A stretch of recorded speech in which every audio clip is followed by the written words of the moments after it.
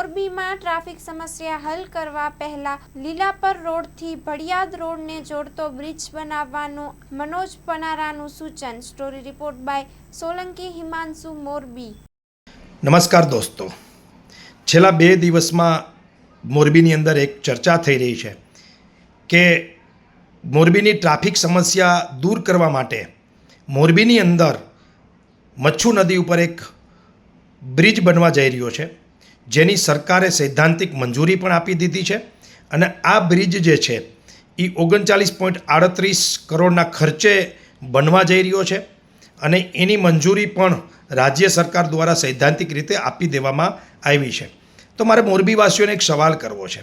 આ બ્રિજ જ્યાં બનવાનો છે એ બ્રિજથી ખરેખર મોરબીની મૂળ જે ટ્રાફિક સમસ્યા છે એ દૂર થવાની છે. આ બ્રિજ જ્યાં બનવાનો છે એ બ્રિજ શાંતિવન આશ્રમથી રિલીફનગર શમશાન સામાકાંઠે ત્યાં જોડાવાનો છે. આ જે બ્રિજ બની રહ્યો છે એના કારણે મોરબીની કેટલા ટકા ટ્રાફિક સમસ્યા દૂર થશે?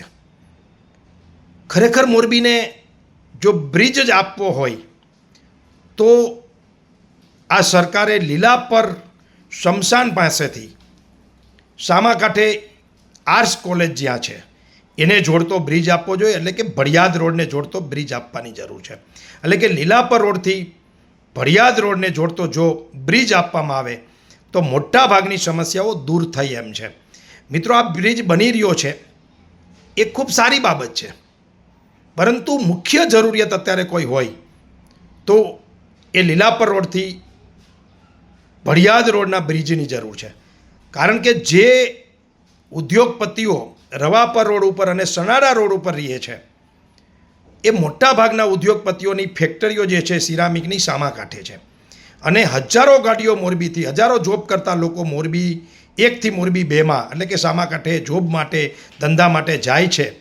એવા સમયે ખરેખર મોરબીને કયા બ્રિજની જરૂર છે એ વાસ્તવિકતા તંત્રએ અને નેતાઓએ સમજવાની જરૂર છે.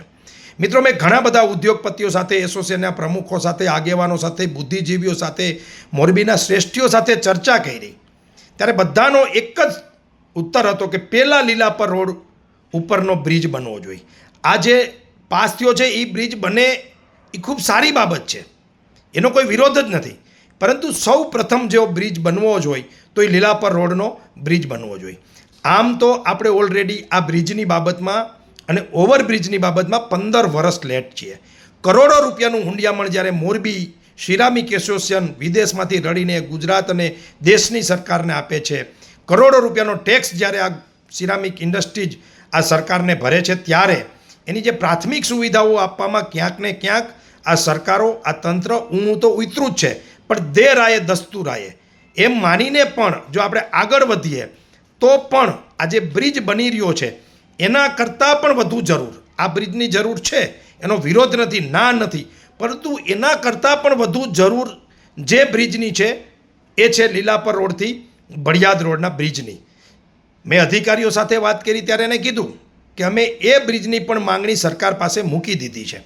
તો મારી અધિકારીઓને અને સત્તાધારી પાર્ટીના નેતાઓને વિનંતી છે કે તમારે સૌ પ્રથમ તો મૂળ સ્વરૂપમાં જે સમસ્યા છે ટ્રાફિકની એ બ્રિજ પાસ કરાવવાની હતી, પરંતુ ક્યાંક ને ક્યાંક મને એમ લાગે છે કે આ વિષયમાં આપણે ઊણા ઉતરા છે. ત્યારે હું એટલે કે પાટીદાર યુવા સેવા સંઘ મોરબી વતી મુખ્યમંત્રીશ્રીને પત્ર લખીને માંગણી કરું છું કે ઝડપથી જો તમારે કોઈ બ્રિજની મંજૂરી આપવાની હોય હવે પછી, તો એ લીલાપર રોડથી ભડિયાદ રોડના બ્રિજની મંજૂરી આપે.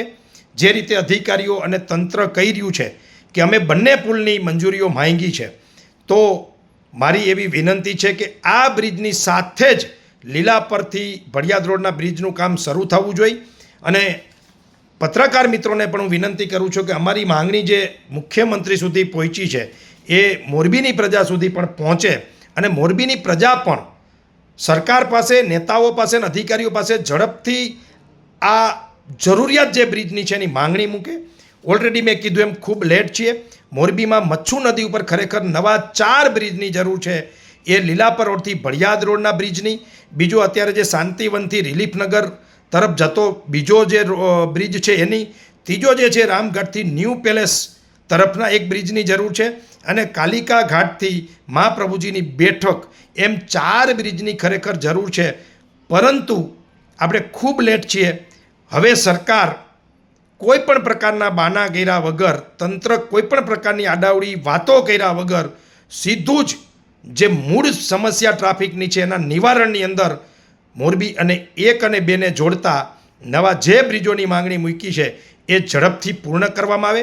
અને આ લાગણી છે, આ કોઈ રાજકીય સ્ટેટમેન્ટ નથી, જનજાગૃતિની વાત છે. લોકોને મેસેજ પહોંચાડવાનો છે કે પહેલાં આપણે કયા બ્રિજની જરૂર હતી અને આપણે કયો બ્રિજ પહેલાં બનાવવો જોઈએ. એ આ નેતાઓને, અધિકારીઓને ખરેખર ખબર પડવી જોઈએ કે સમસ્યા ક્યાં છે અને એનું સમાધાન ક્યાં છે.